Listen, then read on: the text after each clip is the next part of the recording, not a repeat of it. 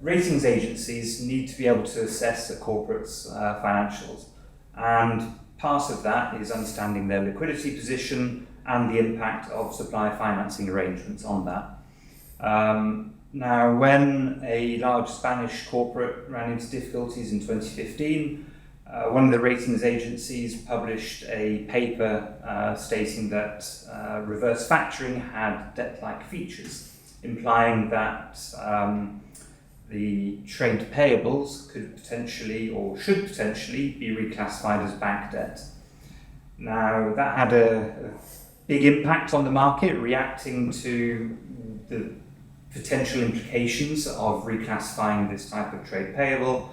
And as a result, the industry rallied around and looked to educate a number of people, including the ratings agencies, around why the majority of supply chain finance programs are actually very beneficial and work perfectly normally.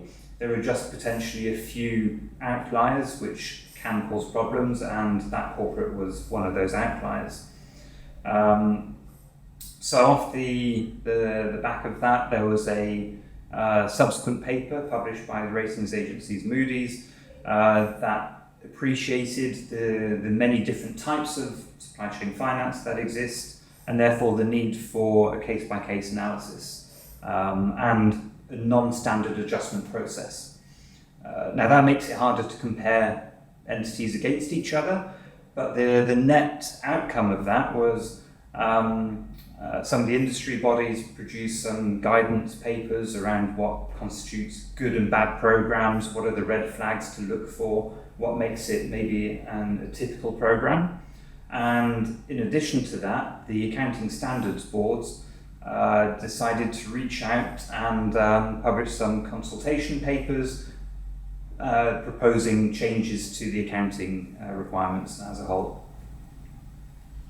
Yeah, I would just add there's been a few bad actors that's kind of led us to this position today, and really we should see this ultimately as a new beginning. 99.9% of corporates utilise these supply chain finance programs with the ultimate vision of maintaining their balance sheet and improving liquidity to suppliers. And really from the disclosures, it's really very minimal labour intensive requirements, so I think corporates should be reassured about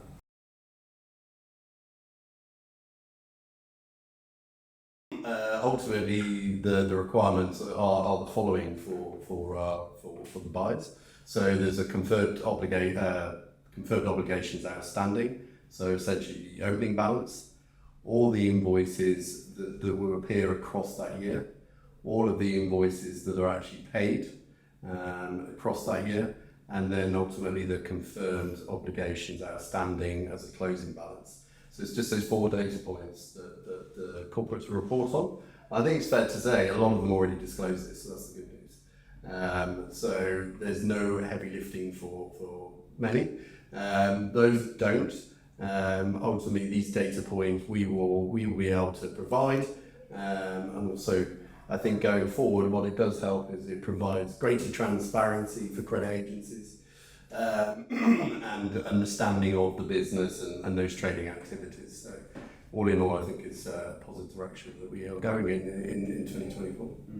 And I think importantly, with the accounting standards coming out with these specific new rules, it just creates a more prescriptive set of data points which they require, versus previously it would be very ad hoc and voluntary contribution from the corporates and their accounting and auditors.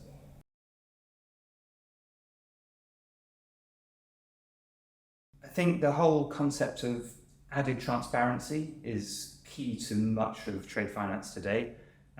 Historically, many people haven't quite understood what trade finance is and the many different products within trade finance.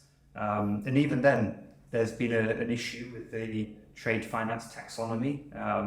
People refer to the same thing with many different names. So, for example, supply chain finance is also known as reverse factoring and so on. So this has drawn a lot of attention to the trade finance area, and in particular supply chain finance. Not all the media attention has been positive, of course.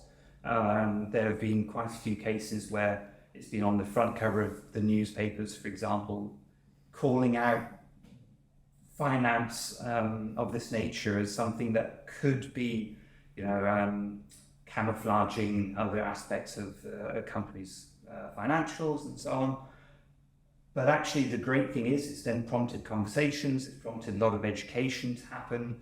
The industry has rallied around and really made an effort to educate everyone around this is what a good program looks like, this is how much it helps the economy, both locally and globally, and therefore this is a very valid form of financing, and it's enabled people to find out a lot more than they would have known about otherwise. So all in all, it's moved towards a greater degree of transparency and therefore trust and understanding in the product. Yeah, and I would just add, from a corporate point of view, you have an obligation to your suppliers.